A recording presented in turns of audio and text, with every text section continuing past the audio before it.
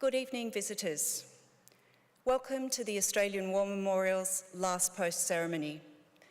My name is Emily Hiles, and joining us today from the Royal Australian Air Force is leading aircraft woman Christina Trudgeon. We warmly welcome the family of Private Ernest James Sebbens, whose story will be told shortly. We're honoured to acknowledge Air Vice Marshal Glenn Braz, Deputy Chief of the Royal Australian Air Force, Major General Colin Keever, Deputy Commander of the Royal Canadian Air Force, Air Vice Marshal Simon Edwards, Assistant Chief of the Air Staff Strategy, Royal Air Force, their accompanying delegations, and Susan Newhouse, Member of the Australian War Memorial Council. We also warmly welcome Mr. Alex McGowan of the Naval Association ACT section. We welcome the veterans who have served, those that are still serving, and the families that love and support them. The live stream of this ceremony is made possible by the Returned and Services League of Australia and the RSL and Services Clubs Association. We welcome members who are watching the broadcast of this ceremony across Australia. During this evening's ceremony, wreaths will be laid at the base of the pool of reflection by family and visitors to the memorial.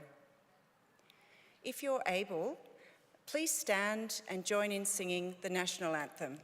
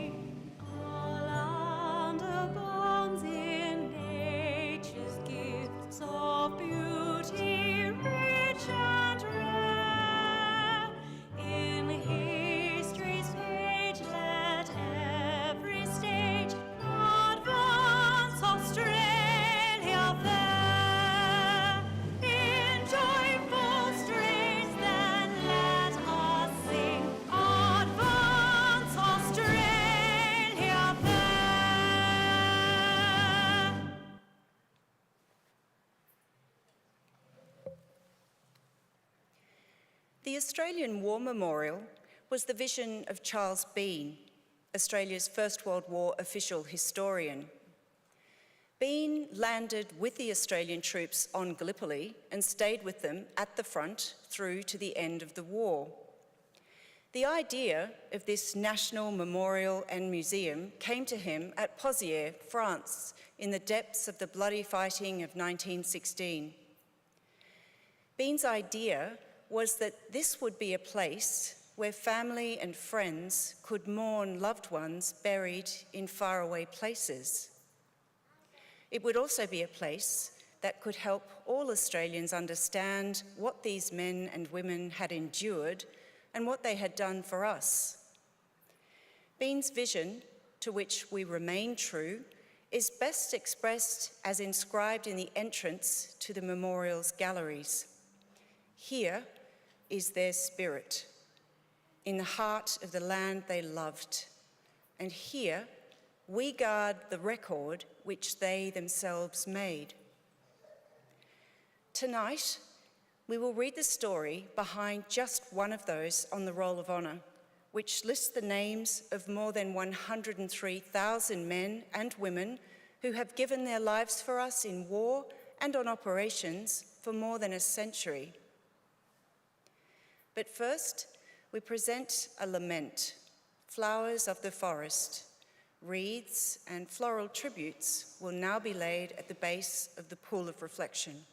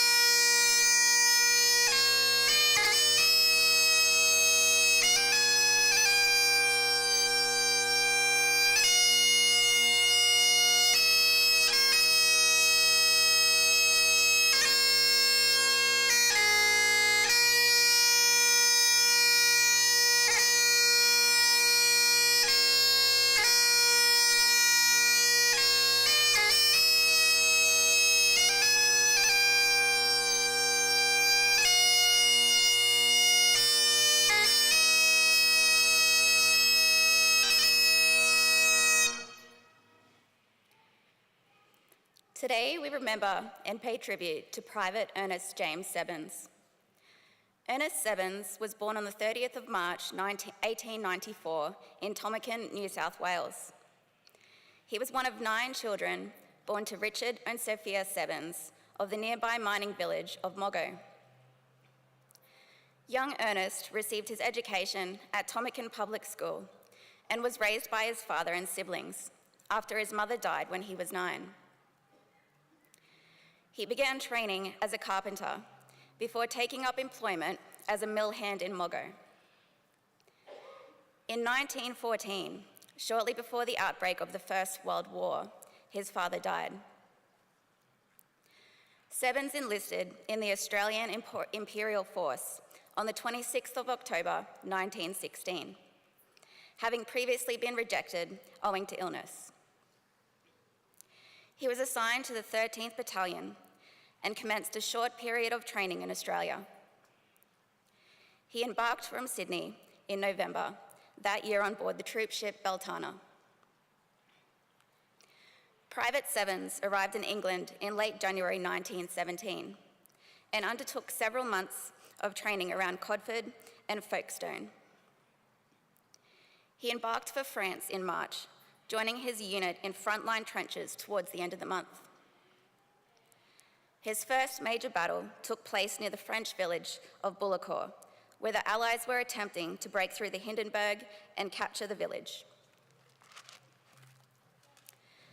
The attack was set for the 10th of April 1917, a few weeks after Private Sebbens' arrival on the front. The men were to advance on their objectives, with tanks to assist the troops through the tangles of barbed wire in no man's land. On the morning of the battle, the tanks had not arrived and the attack was abandoned. The next morning, the battle went ahead, with the tanks in the lead with disastrous consequences.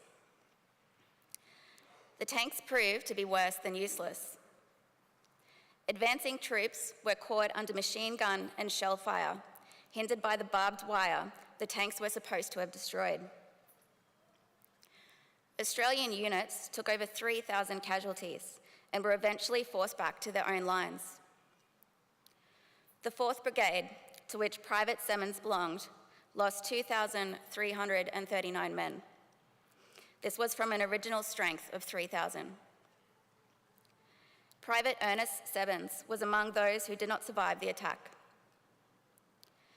Sebbens was unaccounted for in the aftermath of the battle and was listed as missing until the end of 1917, when a court of inquiry determined that he had been killed in action during the advance at Bullecourt. Eyewitness accounts given to the Red Cross stated, "I saw him on the ground after he had been killed. It was in no man's land. He was not buried, but was left where he fell, as he had to retire to the ground, and was not regained until sometime in May." Another stated that Sebbens had been killed outright when he was wounded in the head. Owing to ongoing fighting in the region, Sebbens' body was never recovered from the battlefield.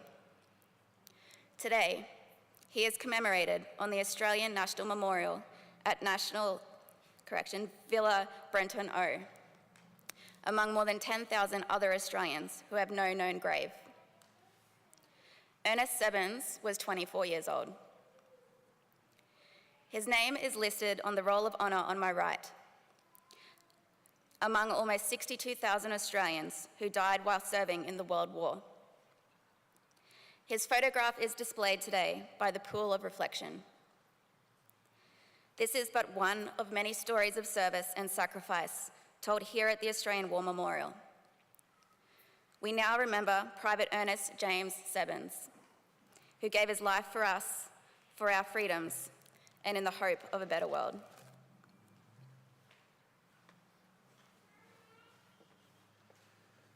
Please stand for the reading of the Ode and the sounding of the last post.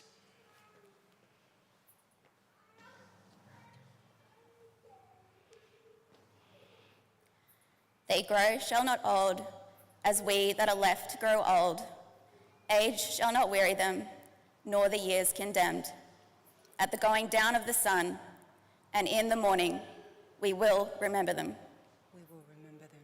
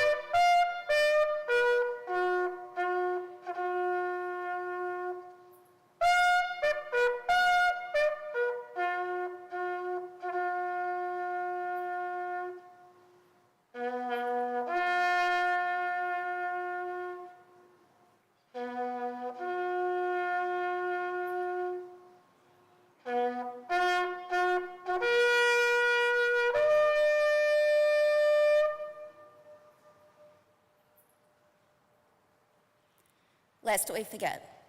Lest we forget.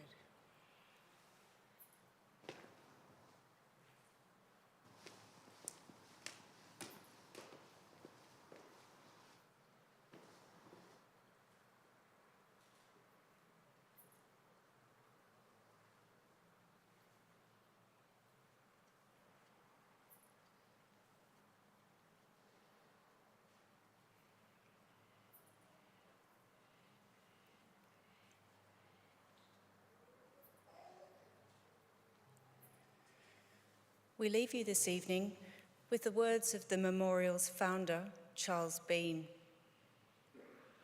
Many a man lying out there at Pozières or in the low scrub at Gallipoli, with his poor, tired senses barely working through the fever of his brain, has thought in his last moments, well, it's over.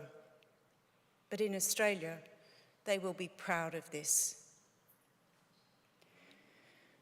Ladies and gentlemen, that concludes the last post ceremony. On behalf of our director, staff and volunteers, thank you for visiting the Australian War Memorial today and for your continued support of the Memorial's development project. We wish you all a very pleasant evening.